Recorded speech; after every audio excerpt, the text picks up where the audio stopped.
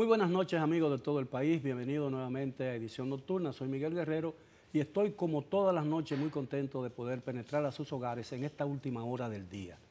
Esta noche yo tengo algo muy especial. Voy a hablar de un libro, pero de un libro, no de un libro cualquiera. Voy a hablar de un libro que resume una de las vidas más intensas que yo he conocido. La vida, la biografía, una autobiografía de un personaje sumamente interesante que ha desempeñado papeles muy importantes a lo largo de los últimos 50 o 60 años. Se trata del doctor Antonio Isa Conde, mejor conocido como Tony. Muy buenas noches, gracias por aceptar nuestra invitación. Miguel, tú no sabes la alegría de estar aquí contigo y además de hablar de un tema que tú has vivido en cierta medida una parte de él, conmigo desde aquellas épocas de universidad, aunque tú eres mucho más joven, valga la aclaración, pero era más atrevido. No, nuestra Hacía vida. cosas cuando no tenía cédula que cualquier adulto no la hace. Así es, pero la vida mía se bifurcó por un camino diferente. Tuve mis inquietudes similares, pero llegó un momento en que... Tú te corriste mal a la derecha, yo lo hice más lentamente. Sí, exactamente, lo cual es una misión. Pienso que no me equivoqué. Y yo no soy un hombre absolutamente conservador. Yo entiendo que el problema social es básico y hay que resolverlo. Ya no están las ideologías, lo que hay ahora son problemas sociales que tienen que abordar. Este libro es sumamente interesante. Yo lo leí con mucha pasión, tengo que reconocerlo, porque el género autobiográfico no es común en la literatura dominicana. Y este es un libro, por tanto, de mucho valor. Antonio Isa Conde, Relatos de la vida de un desmemoriado. Lo primero que alcancé a decirme cuando lo leí es que no eres un desmemoriado, porque este libro cuenta con muchos detalles, momentos muy importantes de tu vida, en muchas etapas diferentes de tu vida. Bueno, te voy a contar, en el libro se habla de eso. Ese libro yo lo escribí por presión de los amigos que entendían que no era posible que toda la intensidad con que yo había vivido se perdiera, que tratara de resumirlo. Y me presionaron hasta un punto que no me costó más camino que hacerlo, y sobre todo una amiga que yo aprecio mucho me dijo, pues yo le dije, yo no soy escritor. Y ella me respondió que, y no soy escritor, pero además creo que soy un desmemoriado. Y te voy a decir por qué yo pensaba que era un desmemoriado. Porque yo, que desde el año 61 estoy en la vida pública, como tú lo verás, yo salí en los periódicos desde el 61. Hay acontecimientos que yo creía que yo estaba, y a veces cuando lo leo relatado, yo digo, pues yo no estaba ahí. Entonces eso me trae una confusión de yo no querer hablar mentira. Entonces, ella me dijo, esta amiga que se llama Patricia, me dijo, pero tú no has leído a García Márquez. Surrealismo histórico. La verdad es lo que tú tienes en la cabeza. Tú eres una persona que no eres como los coleccionistas de las mariposas, que quiere ver las mariposas en un cuaderno con un alfiler. Eres la persona que la prefiere ver volando. Y tú puedes escribir esa memoria y estoy seguro que va a ser algo interesante. Bueno, hay quienes dicen que no hay nada que se parezca más a la ficción que la realidad bien contada. Bueno. Ahora, la primera en el libro se da cuenta uno que tu primera actuación, para decirlo de esa manera, tu primera experiencia pública como hombre revolucionario se dio a finales de 1961, a comienzos de 1962, cuando fuiste parte del miembro del Consejo Provisional de la Universidad, entonces ya autónoma, porque días antes Balaguer había emitido el decreto que le daba la autonomía, suspendiendo al doctor Joaquín Balaguer como profesor de la universidad. Se ha dicho muchas veces que fue expulsado, pero yo he leído y he trabajado esa resolución, y la resolución habla de suspensión, no de expulsión. Y muchos de los que fueron expulsados volvieron a la universidad. Sin embargo, no se dio eso con Balaguer, a pesar de que todos los argumentos que se utilizaron eran de carácter político y no de carácter académico, ¿no? Aunque soy un desmemoriado, te recuerdo que esa discusión la tuvimos hace años. Hace muchos años, exactamente. Mira, eso tiene un antecedente, porque no podemos ver ya que cuando llegamos al Consejo Universitario, esto viene de cuando comenzamos a formar el movimiento estudiantil. Había un grupo de jóvenes inquietos que aún antes de la muerte del tirano ya nos reuníamos, hacíamos cosas. Yo estaba muy ligado por vía indirecta al movimiento revolucionario 14 de junio por Máximo Bernal. Máximo Bernal era de una de las células del 14 y no cayó preso porque René Sánchez Córdoba, otro amigo tuyo, no lo delató, según me contaba él. Pero yo, aunque era joven, trabajaba muy de cerca con Máximo y lo ayudaba en muchas cosas. Él no cayó preso, porque yo también pude haber caído preso, aunque yo era prácticamente un muchacho demandado, no un activista, pero estaba totalmente identificado con lo que se estaba haciendo. Y más recuérdate que Minerva y María Teresa y Sina Cabral eran como mis hermanas, porque en su juventud vivieron en mi casa cuando eran estudiantes. Yo no tengo hermana, para mí, mi adoración hacia ella, y mi hermano sobre todo también, que era más pequeño que yo, Narciso, su vínculo con Minerva. Yo vengo de una familia medularmente antitrujillista y todo eso se reflejó en mi vida de joven. Y luego de la muerte del tirano, que casualmente el día que matan al tirano estaba yo estudiando, y eso lo relato en el libro, con un grupo de amigos cerca del Marión, en la casa de... Era visitadora médico, dice. Sí, era visitadora médico. Con Chiqui, Marión Landé, Luis Cheque. Y no lo dejaron entrar al hospital. Entonces yo al otro día fui con mi maletín a ver si me dejaban entrar y no me dejaron. Digo, yo, eso es verdad. Sí. El hombre está muerto. Imagínate la fiesta para nosotros. Desde ahí comenzamos a trabajar nos juntábamos los que éramos más afines, tratando de preparar algún movimiento en la universidad, que desembocó meses después, en junio, si no mal recuerdo, en una manifestación que se hizo donde habló Asdrúbal y otros de los compañeros. Eso fue una manifestación que no éramos muchos, pero potente. Al otro día cogieron a Cucho Rojas, que era el otro que había hablado de San Francisco de Macorís, preso. Pero eso se tuvo que exiliar después, ¿no? Se fue a Puerto Rico. Entonces comenzó un movimiento para que liberaran a Cucho. Y ahí nos juntamos todos, los que formamos la FE, entre ellos Jesús María Hernández, que es el historiador de la FE. Cuando tú quieras que te hablen de la FE, habla con Jesús María. Joselín Rodríguez, mi primo, que es también amigo tuyo. Y un grupo ahí nos juntamos. Ahora, ustedes estaban inspirados en el movimiento de Córdoba. Entonces, exacto. Hombres jóvenes, pueblos nuevos, acabamos de romper el último lazo que nos ligaba a la dominación monárquica y monástica. Es el manifiesto de Córdoba se redime. Desde hoy contamos para el país una vergüenza menos y una libertad más. Los dolores que quedan son las libertades que faltan.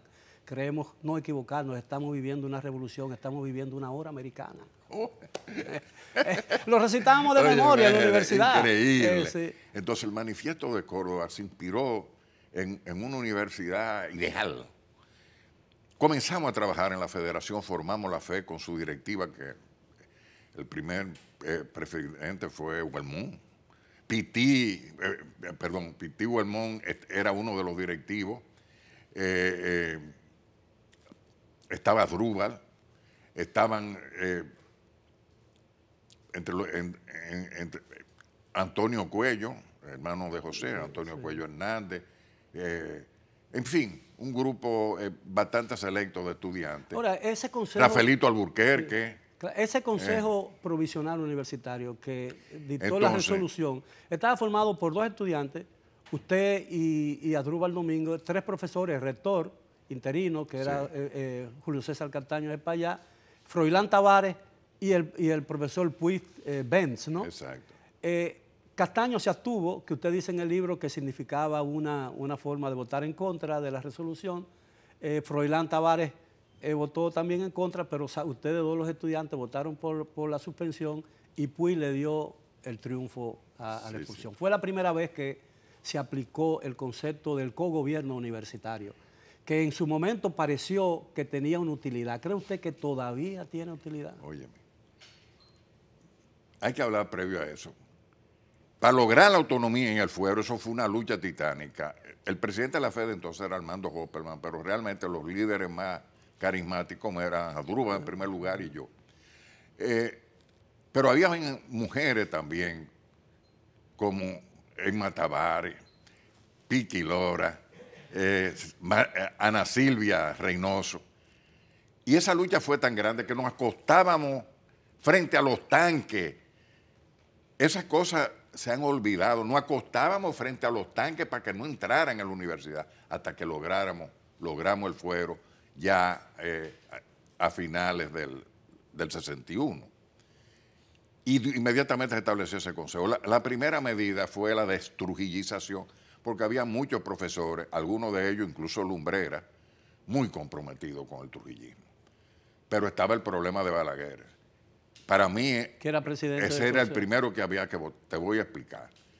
En las luchas universitarias hubo una jornada heroica, que fue la de la calle Espaillá. Usted lo narra Yo también. estaba en la lucha de la calle Espaillá cuando entró la policía. Muchos de mis compañeros lo tiraron de las azoteas. Y el discurso de Balaguer, sean mis primeras palabras. Entonces, ahí Balaguer, eso no se me olvida y no se me va a olvidar jamás, Dios, sean mis primeras palabras para felicitar a la Policía Nacional. Ahora bien, entonces, el primero que había que votar fue a Balaguer y nosotros lo votamos. Tú le puedes llamar que fue suspensión, lo votamos y no volvió. Entonces, pero es curioso porque él no pudo recuperar el título de la universidad, que creo que le importaba mucho, aunque no lo manifestara. Sin embargo, sus principales opositores le otorgaron después, estando en la oposición, el título de padre de la democracia dominicana, ¿no? Los representantes en el Congreso del PLD y del PRD, que eran los dos partidos más importantes, uno le resulta muy difícil entender esas cosas, ¿no? ¿Te resulta difícil a ti? No, pero... Te voy a explicar. Efectivamente, Balaguer fue el padre de toda la vagabundería de los políticos de este país. Y de esos especialmente que lo proclamaron padre de la democracia.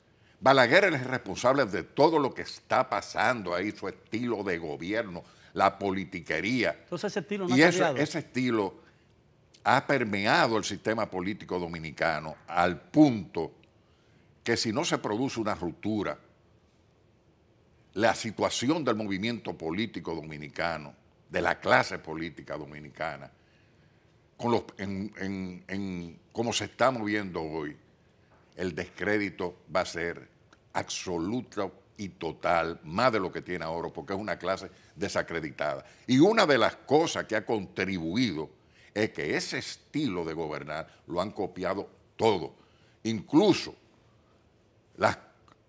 los protocolos, cómo se mueve la gente en Palacio. Danilo ha roto una parte de ellos, como la silla y los retratos.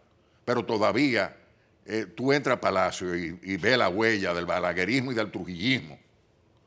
Y la clase política funciona con métodos balagueristas. La impronta de Bosch, la impronta que le dio Bosch, que pudo ser la ruptura con todo aquello, se frustró con el golpe militar, ha caído en el olvido. Bosch ahora es un nombre que lo usan poéticamente y sin pensar ni querer hacer las cosas por las que él luchó y los ejemplos que nos dio. Ahora, quizás esa herencia de la que usted describe con mucha pasión, ¿no? Y pasión entendible, se debe a que en el país nunca hubo una real transición entre la dictadura y la democracia, ¿no le parece? Sí, y además por los errores que cometimos nosotros mismos.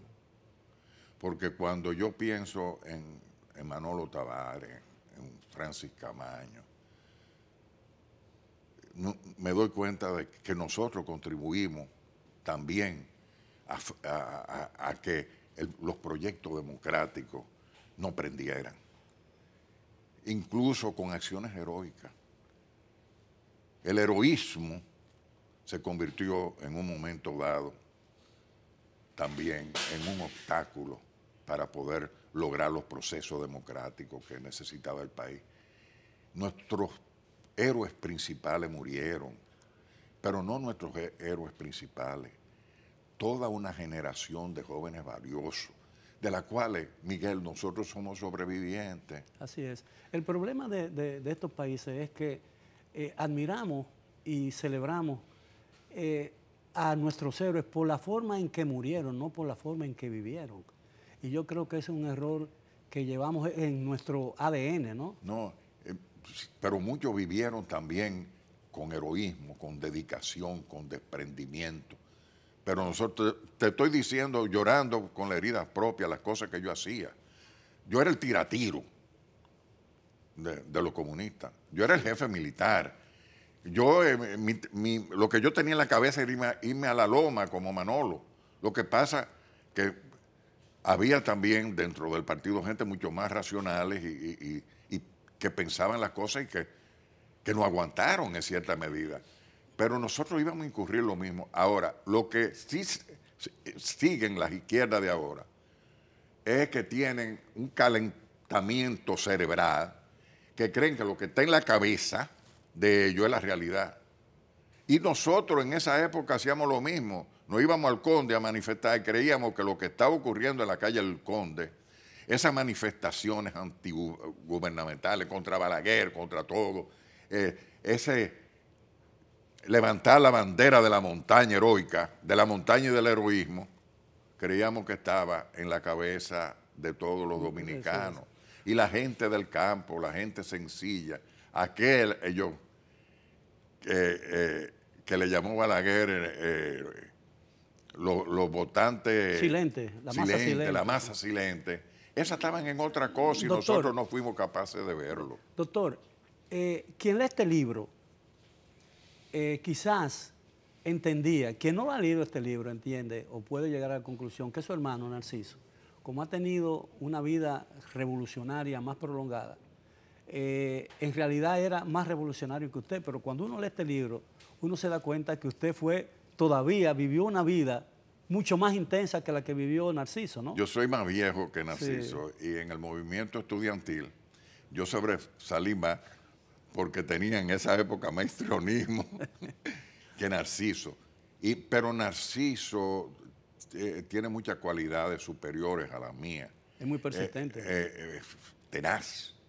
Se sacrifica a mil, pero sobre todo es más racional, más teórico. Yo era más, en mi juventud, sobre todo, era más espontáneo. Sin embargo, era más temerario, para decirlo de alguna manera. Sin embargo, y no solamente la parte política. Sin embargo, usted parece más cerebral que Narciso. Bueno, lo que pasa que todo ese trayecto de vida intensa que yo he tenido, pichando pelota en distintas play, con distintas ligas, me han madurado.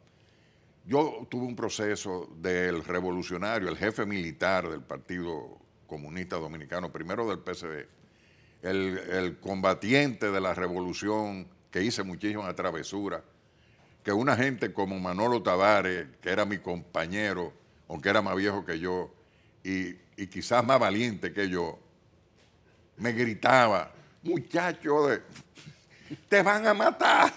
Y yo seguía para adelante. Yo, reflexionando a través de la vida, descubrí en un momento que la revolución se podía hacer de otra manera. Que habían cosas más importantes que lo que yo estaba haciendo. Doctor, si usted me lo permite, tenemos que hacer una pausa. Regresamos con nuestro distinguido invitado de esta noche, el doctor Antonio Iza Conde, hablando de la vida de un revolucionario que sigue siéndolo, pero desde otra perspectiva. Siga con nosotros, la edición nocturna regresa después de la pausa.